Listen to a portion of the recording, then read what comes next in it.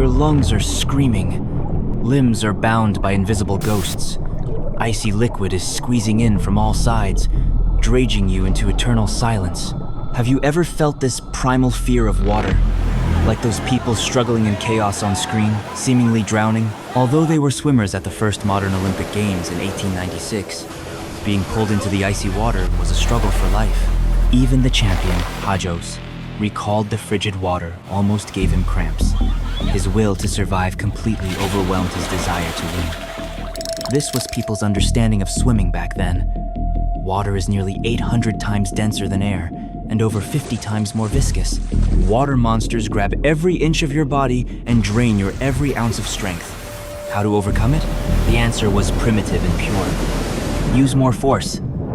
Yet history had already provided a wiser answer, which was ignored by the arrogance of civilization. The scene rewinds to 1844. Two Native American swimmers challenged the British swimming champion. The starting gun fired, and the British swimmer executed an elegant breaststroke, calm and steady.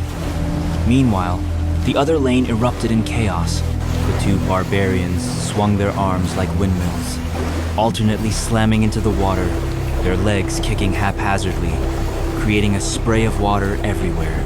A commotion erupted in the stands. Crude, unrefined.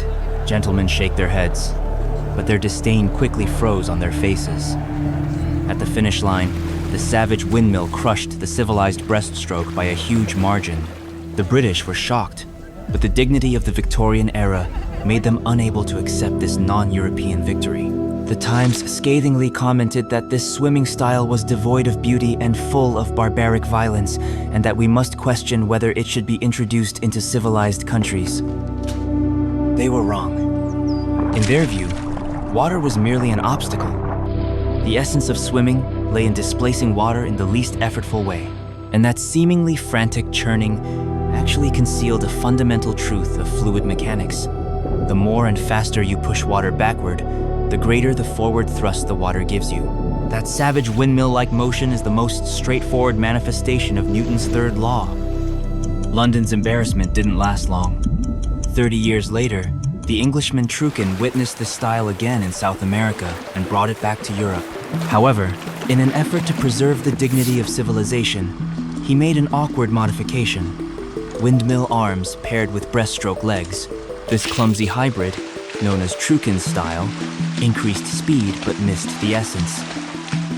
It wasn't until the early 20th century that Australian Richard Cavell replaced that civilized tail with a continuous small up and down kick, marking the birth of the modern freestyle swimming. In 1902, Cavell swam 100 yards in 58.4 seconds with this new style. The emergence of the freestyle was humanity's first victory over the three giants of swimming resistance. It inadvertently solved the most fundamental contradiction in swimming: how to move forward, breathe, and maintain a streamlined body at the same time. The answer lies in the lateral rotation of the body. It allows swimmers to easily turn their heads to breathe without having to lift their entire head out of the water like in breaststroke. This greatly reduces the cardiac drag caused by the waves created by body undulation. It's like pushing a refrigerator versus pushing a torpedo in water. Early strokes, with their body bounce, were pushing a constantly deforming fridge, while the freestyle stroke gave the body, for the first time, the potential of a torpedo. Elsewhere, in 1934, Coach Armbruster, inspired by this, changed the breaststroke's underwater arm extension to an overwater recovery, creating the butterfly arm. The next year, his student invented the dolphin kick. Combined, the most explosive style, butterfly, was born. But the victory of intuition was just the start. Now, let's slow down time. For a long time, swimming coaches believed in one principle: the hold. They told athletes that their palms and forearms should grip the water like oars, and then push it backward forcefully. To grip more water and maintain the longest push distance, and shaped stroke is needed. The science behind came from Bernoulli's principle. A curved hand path can generate forward lift, like a wing. Swimmers aren't pushing water, they're leveraging it. This skillful and elegant technique dominated the swimming world for decades. But when a theory is enshrined, there will always be those who want to challenge it. In the late 20th century, with high-precision sensors, researchers discovered that the primary propulsive force wasn't some mysterious force, but rather Newton's third law, the simple action and reaction. Thus, an even more rebellious theory was born, the eye stroke. They argued that the fancy-shaped swing was a waste of energy, and the most efficient way was to form a giant paddle underwater and then push backward as straight and powerfully as possible. This debate over the S versus I stroke was like a sweet versus savory tofu pudding battle in the swimming world, intense and protracted. Ultimately, the underwater footage of new kings, such as Phelps and Popov, gave the answer. During catch phases, S shape could catch a more still clump of water, but in propulsion phase, they unhesitatingly employ an I-shaped straight-line acceleration. Scientific progress doesn't come from finding the final answer, but from learning to ask a better question. From how to glide gracefully to how to push water most efficiently. When humanity reached its breaking point on this issue, a new battleground emerged. Can we make the body being pushed a little smoother?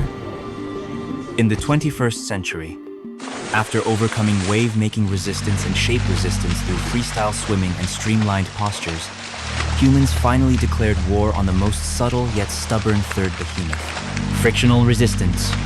Initially, the idea was simple: shave off all body hair. But the effect was tiny. The real breakthrough came from imitating sharks.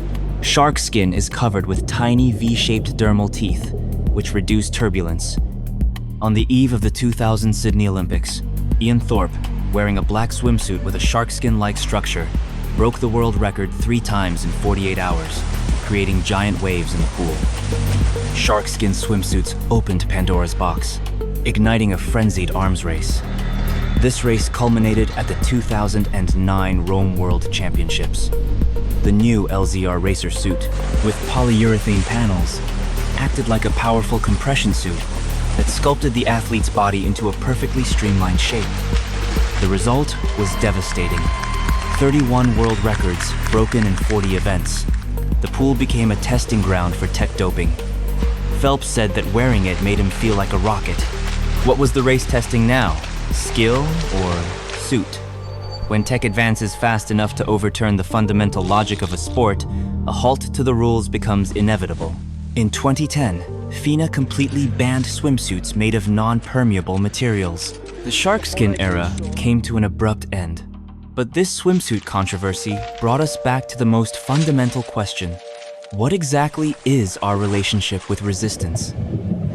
Turning the pages of swimming history, we find that we have never truly conquered resistance. We have only learned how to dance with it. Water is invincible. Its resistance is both an obstacle and our only fulcrum for progress. We are forced to use wisdom, strength, and skill to carve out the relatively fastest path. This dance between humanity and water has been performed for over a century, its steps evolving from clumsy to exquisite, but the theme has never changed: how to find the strength to move forward in a world full of obstacles. This question applies not only to swimming pools, but also to each of us in our own life lanes, facing every challenge. We cannot eliminate difficulties, we cannot reverse time, but we can learn how to coexist with them, even utilize them, carving out our own speed and our own path in every stroke, every breath, and every turn.